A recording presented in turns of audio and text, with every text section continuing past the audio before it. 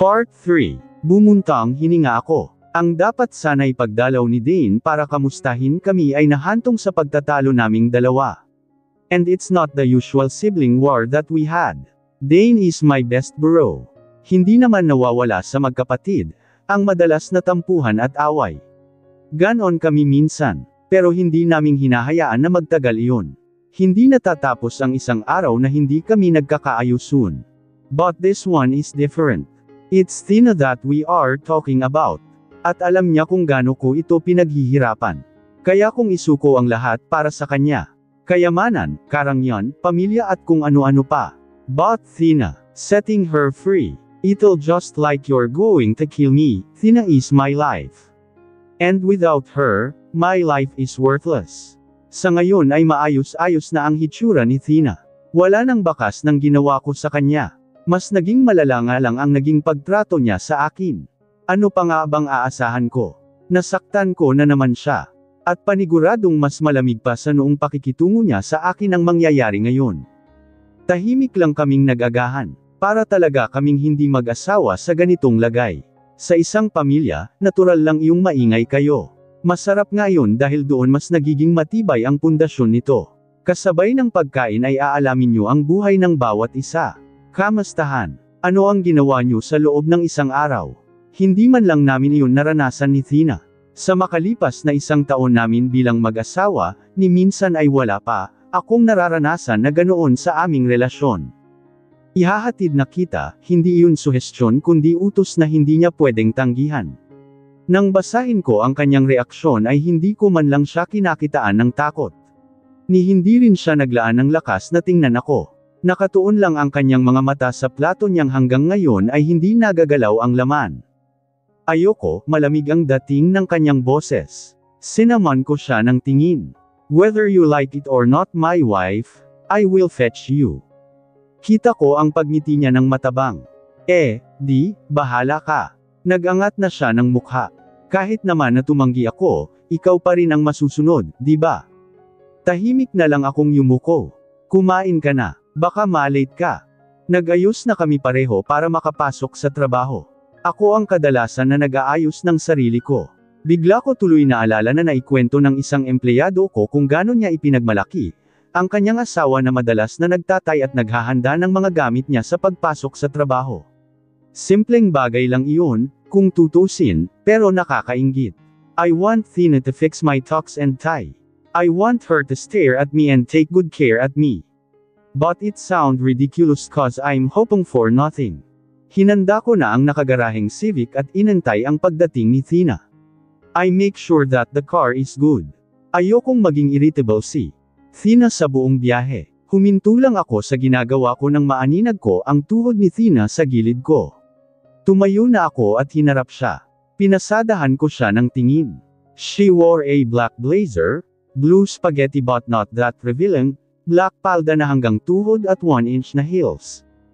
Akma na akong bubuksan ang pintuan sa tabi ng driver's seat, ngunit natigil akong bigla dahil agad niya ring binuksan ang passenger seat. What is she thinking? I'm his driver. Na nandidiri siya sa kin. Shit. Don't you dare to sit there or I'm gonna drag you here. Nakakamatay kong banta, tinigasan ko pa talaga para matakot siya. Hindi na niya nagawa pang tumanggi pa at halatang nagtitimpi siya kahit na. Gusto na niyang sumabog sa galit. Padirag siyang lumabas sa passenger seat at tinulak ako ng malakas. I clenched my fist tightly. I accept that, Tina. Kahit na anong gawing tulak mo sakin, lalapit pa rin ako, kahit na ayaw mo at parang pinadidirihan mo ako, ipagsisiksikan ko pa rin ang sarili ko sa'yo. I'll make sure that you're going to miss every bit of me. You'll miss what I always do to you. You'll root on this, babe. I'm sure of that. You'll root on this. I shut the door and sighed deeply. Pumaikot ako at sumakay na sa kotse. Naabutan ko siyang nakatukod ang kamay sa bintana at nakahilig ang kanyang ulo roon. Diretso lang siyang nakatanggan sa harapan namin. Ni hindi man lang niya akong magawang tapunan ng kanyang tingin. I want to open a conversation with her. Mapa random o nonsense, basta kahit ano. Gusto ko siyang tanungin kung anong mga bagay ang naiisip niya. Kung ano ang ginawa niya isang araw. Kung may nagustuhan ba siyang bagong damit, bagong bag, bagong jewelries. Everything. I want her to talk to me. Hindi yung parating ganito na parang wala lang, walang bakas ng galit. Mahinahon lang at malambing. Alam kong gaamon ako, dahil ako na nga ang namilit sa kanya, ako pa ang naghahangad. Pero hindi ko maiwasan. Lalaki rin ako. At may sariling pangangailangan. Hindi libido, kundi pagmamahal. Matapos ang nangyaring iyon sa Business Convention ay hindi nasundan ang pagkikita namin. Agad kong naghanap ng impormasyon tungkol sa kanya. I lurked at her FB that time. I added her as my friend yet she didn't accept it. And it's damn frustrating. But what's more frustrating, her FB account is private. Kaunti lang ang nakukuha kong impormasyon sa kanya. Her About section has a limited information about her. Sa mga mutual friends na lang namin ako nakakakuha ng impormasyon ukol sa kanya. Kuya, the dinner is ready. Hindi ko na inabalang tingnan ang biglang pagbukas ni Dane ng pinto, at ang pagsalita niya dahil tutok ang mga mata at isip ko sa FB ni Tina. Her latest profile picture in FB made my heart leap. I must say that she's a photogenic girl. Ang kanyang pilik mata ay sumasabay sa pagpungay sa kanyang nakangiting mata. Noong mga oras na iyon ay masasabi kong walang bahid ng pagkamaldita sa ngiti niya. I don't know what shit is happening on me. Why is it easy on me to be amazed by her beauty? Bakit ang bilis niyang makuha ang atensyon ko? I said, Kuya, that the dinner is ready. Napatingin na ako kay Dane na.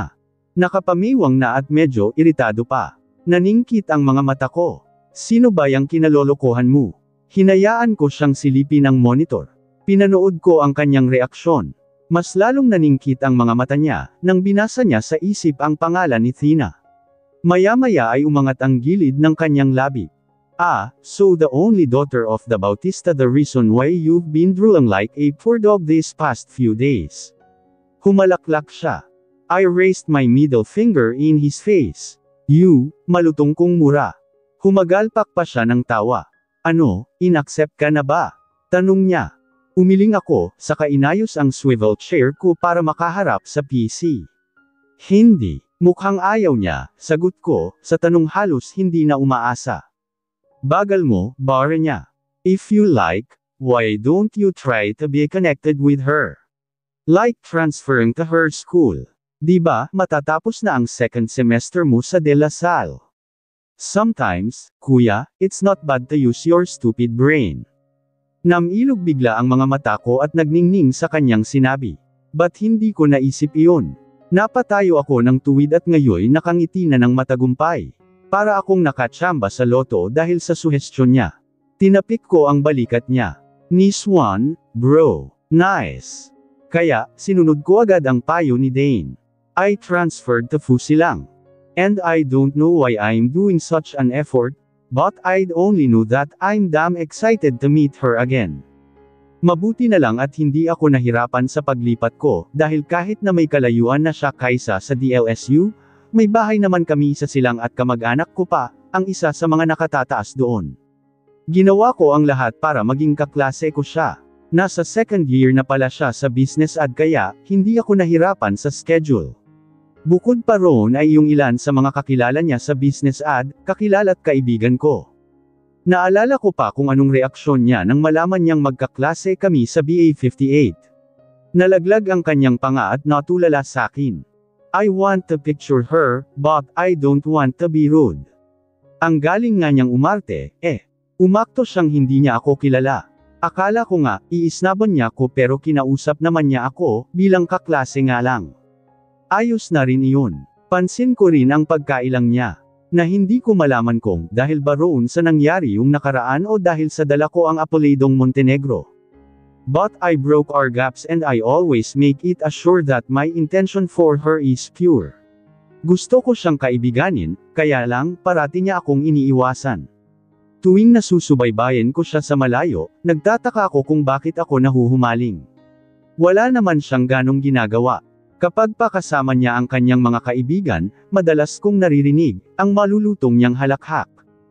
Ang pilantik niyang mga pilak mata na sumasabay sa kapungayan ng kanyang mga mata, lalo na kapag naglalambing sa mga ito at pagkagat-kagat niya minsan ng labi, ay nakakaakit. Nakakainggit. Nang arap ako na sana, isa ako sa mga iyon. Sana, nagpalit na lang kami ng pwesto ni Drew, malamang sa akin niya lang ibibigay ang lahat nyon. So I was the one who made the move and broke the wall that she made. Kinukulit ko siya Simulaon, pinilit ko talagang ipagsisikan ang sarili ko na makasabay siyang kumain sa cafeteria. Kapag uwian, bigla akong magre-representa na makasabay siya kahit na tinatanggihan niya ako. Kung kailangan niya ng ballpen, papel o kung ano-ano pa, ang nagbibigay sa kanya ng kusa. Madalas ay nahahalata kung napipilitan siyang pumayag kahit na, ang totoo ay ayaw niya. Pero hindi naging hadlang iyon sa kakulaitan ko sa kanya. I don't know on myself, too, why I'm doing that. Basta ang alam ko, mas lalo akong napapahaman sa babaeng iyon. Mas lalong lumalalim ang pagkagusto ko sa kanya. Mas lalo akong nagiging purisigido, iyong tipo na pag napansin niya ako ng higit pa sa meron sa amin, masayang masaya na ako. Hindi naman parati akong naghahabol sa kanya. Sama-sama ako sa mga naging kay-barkada ko sa FU para naman, hindi akong magmukhang baliw na baliw sa kanya. Sa mga iyon din ako nakakakuha ng impormasyon kay Tina. Marami noon ang nagkagusto sa kanya. At para hindi nila siya maaga sa akin, ginagamit ko ang impluwensya ko para tigilan nila siya, kung ano-anong pambabakod ang ginagawa ko. Huwag lang siyang lapitan. Palihim ko iyon ginagawa at hindi iyon alam ni Tina. Sa haba at lalim ng iniisip ko ay saka ko lang, napansin na nasa tapat na, kami ng building na pagmamay-ari ng mga Bautista. Hindi ko pa naaayos sa pagpark, ang Civic na sasakyan namin ay nasulyapan kong nagmamadali si Tina na magtanggal ng kanyang seatbelt, at pabalag na bubuksan ang pinto. Putsya, ang tigas ng ulo. Don't dare to open that goddamn door, Tina. Kahit na mahinahon ang ginamit kong boses ay tinapangan ko pa rin para matakot siya. Bigla siyang tumigil sa kanyang plano at binato ako agad ng kanyang matalim na titig. Ginantihan ko rin siya pabalik. Noong una ay buong lakas ko pang hinarap siya at pinirmi, ang ganoong anyo, pero tanga na, nahulog na naman ako sa patibong ng asawa ko. Hulog na naman ako sa mga titig niyang nakakapanood. She could really melt the walls I'm trying to build. You're so unfair to me, Wala na naman akong laban sa'yo. Sa huli, ako pa rin ang titiklop. Sa huli, ako pa rin talaga. Lumabas na ako ng kotse at paikot na tinungo ang front seat. Nang buksan ko iyon ay sumalubong sa akin ang malamig na tingin ni Tina. Hindi pa ako nakakapaglahad ng kamay sa kanya ay walang salita siyang lumabas at nilagpasan ako. Tinigisan ko ang aking panga. Akala mo, Tina, papayag ako na ganito tayo parati. Nasa harap ng maraming tao, ipapakita mong nandidiri ka sa akin. Ha, sa ayaw at sa gusto ko, lalapit ako sa iyo. Titiyakin kung hindi ka makakawala. Tumakbo ako at hinabol siya. Nang nakapantay na ako sa kanyang gilid ay bigla kong inangkla ang aking braso sa kanyang baywang. Napakislot siyang bigla at halos napatalon sa ginawa ko. Ngunit hindi ako nagpatinag sa kanyang reaksyon. Sa halip ay mas lalo ko pang hinigpitan sa kanyang wrist yun. Sa halip ay mas lalo ko pang hinigpitan ang pag-angkla ko sa kanya. Tinapunan niya agad ako ng kanyang matalas na tingin. Stay away from me, Dan. Get lost, mahinahon ngunit mariin niyang sikmat. Piniga ng mga salita niya ang dibdib ko. Ngunit kagaya ng madalas kong ginagawa, pinalipas ko na lang. You shouldn't say that to your husband, wife. Remember what I can do to you, magkahalong pananakot at pagbabanto ko sa kanya. You are always pushing me to do this, Tina. Natigilan siya at agad na nahimik. Nakita ko ang pagkayam ng kanyang panga, halatang nagpipigil sa galit. Hindi ko alam kung paano ko ipapakita ang paglalamang ko sa kanya. Gusto kong burahin ang palagi niyang nakakunot na noo at galit na mukha tuwing nakikita niya ako. Pero sa sitwasyon namin ngayon, kalokohan na lang ang lahat ng iniisip ko. Nakarating din kami sa wakas sa main office nila, ang Bautista Law Firm. Madalas, bago pumunta sa factory si Tina ay nagre-report muna siya sa kanyang ama, ukol sa katayuan ng kanilang garments factory. Sa ngayon ay siya ang HR staff ng garments nila at hawak niya ang hiring at employments relation and compliance niyon. Kailangan niyang gawin iyon para malaman ng kanyang ama Kung may problema ba sila sa manpower at kung ano-ano pa. Nang bumukas ang automatic glass door ay pumasok na kami. Bumungad sa amin ang reception area at receiving area nila.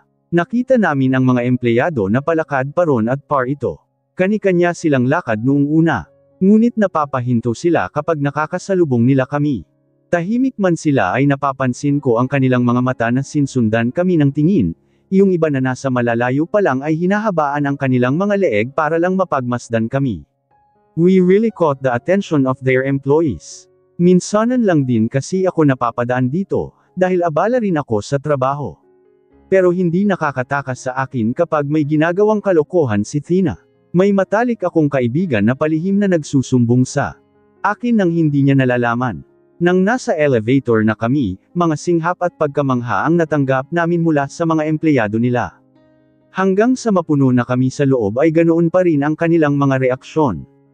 I could sense in Dina's reaction that she's not happy with this.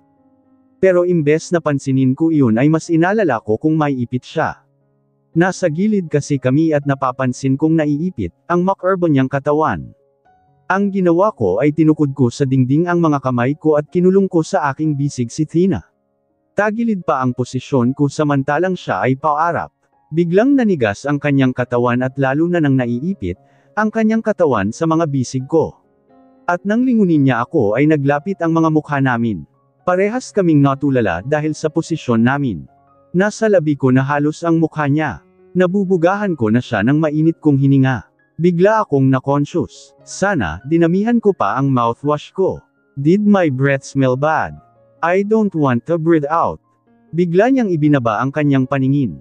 Stating the obvious, she's awkward with the situation. I'm in her personal space right now.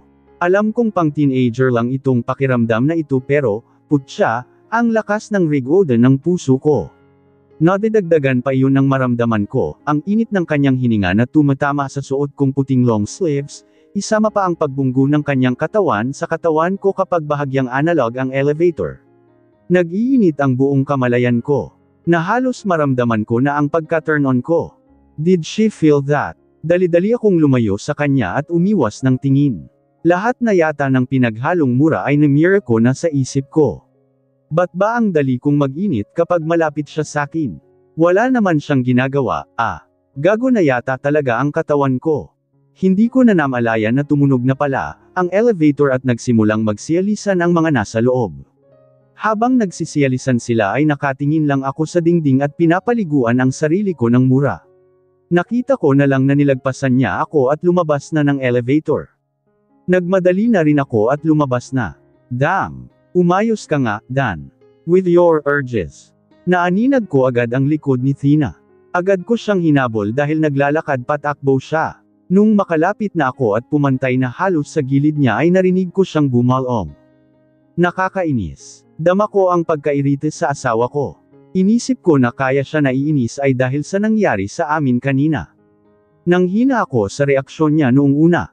Ngunit bigla rin yung napawi nang mapansin ko na nagbubulungan. Ang bawat taong nakakasalubong namin, at ang wordong pagkayuko ni Tina na parang namumula pa. Biglang tumaas ang isang sulok ng labi ko. Mas naiilang siya dahil kinikilig sila. Humalaklak ako ng mahina. At dahil pilyo ako, nilapit ko ang aking bibig sa kanyang punong tainga at bamulong. Hindi mo ba nararamdaman, Tina? Kinikilig sila. Bakit ka nahihiya? Kung kinikilig ka, ipakita mo sakin. Dahil mas kikiligin ako kung kikiligin ka. Ramdam ko ang paninigas ng kanyang katawan.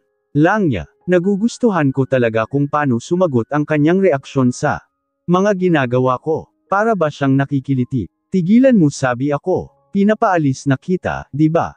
Umalis ka na. Pinilit pa niyang pinatatag ang kanyang boses habang pilit din niyang nilalayo ako sa kanya.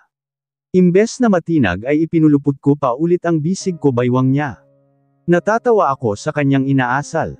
Ito yata ang unang pagkakataon na kahit nalugmok na ako sa pagkabigo ay bigla akong makakaramdam ng kilabot sa sistema ko.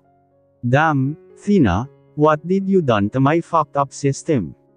Agad akong nagtaka nang dali-dali siyang huminto at diresto ang kanyang mga titig sa malayo. Dahil nakatagilid ang posisyon ko, huminto na rin ako at humarap sa tinitingnan niya. But I regret that I did that. Tanga na. Hindi pa nga ako lubos na nakakanamnam sa ligayang nadarama ko, ay bigla na namang umalab, ang galit sa buo kong kalamnan. Kinuyam ko ang aking panga. The asshole is here. Drew is here. Kitang-kita ko kung paano nabura ng mabilis ang buwisit niyang ngiti sa labi, niya na, ang sarap lakamusan nang makita ako. Putang na talaga. Umagang-umaga, pinapainit ang ulo ko. Thina, at ang patawag niya sa pangalan ng asawa ko. Ang lamang ng tono, di na nahiya sakin. Pinagmasdan ko ang reaksyon ni Thina. Tahimik lang siya at tila ba ang lalim ng kanyang iniisip. Bakit hindi mo ipakita sa akin na masaya ka, Thina? Nandito na si Drew. Nasa harapan mo na siya kaya ilabas mo na yung kalandian mo sa katawan mo. Buwisit. Pero akala mo, hahayaan kita. Of course, not. Dan, umuwi ka na. Her cold voice made me back into shitness. She's what? She freaking wants me to leave her here. Oo, alam ko naman na magtratrabaho na siya. Iyon ay kung trabaho nga talaga, ang pinunta niya rito. Pero nakakagago. Iba kasi ang paraan kung paano niya ako paalisan. Para bang gusto niyang ipamuka na, hoy, Dan. Umalis ka na nga. Istorbo ka sa aming dalawa.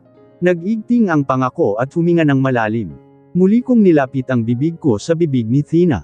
Bumuga muna ako ng hangin bago nagsalita, all right, my wife. I'll live. I love you, Thina, mahinang bulong ko. Ramdam ko ang pangingisay niya sa ginawa ko. Improving, Thina. Now your body really knows how to react right. Panakaw kong sinilip ng sulyap ang gagong si Drew. Nakaawang ang kanyang labi, at biglang umiwas ng tingin. Napahalakhak ako sa sarili ko. Look, Drew, tingnan mo ng maigi. Dapat mong makita na ako lang ang makakagawa nito sa asawa ko. Ako lang at hindi ikaw, gago. Nagulat na lang ako nang agad siyang pumigla sa pagkawit ng braso ko at patakbong lumayo sa akin at nilagpasan ang nabigla ring si Drew. Bakit sa harapan pa niya? Thina, sunduan kita mamaya. Pahabol ko na lang nasabi. Ni hindi man lang siya tinablan ng autoridad sa boses ko. Hiwalayan mo na si Thina, Dan. Hindi mo ba nararamdaman o manhid ka ba? She wants you out of her life. Napabaling ako kay Drew na naniningkit ang mga mata sa akin. Anong sabi niya? Nginitian ko ang gago, ngunit kumukuyom ang aking panga. With my piercing eyes, I looked at him.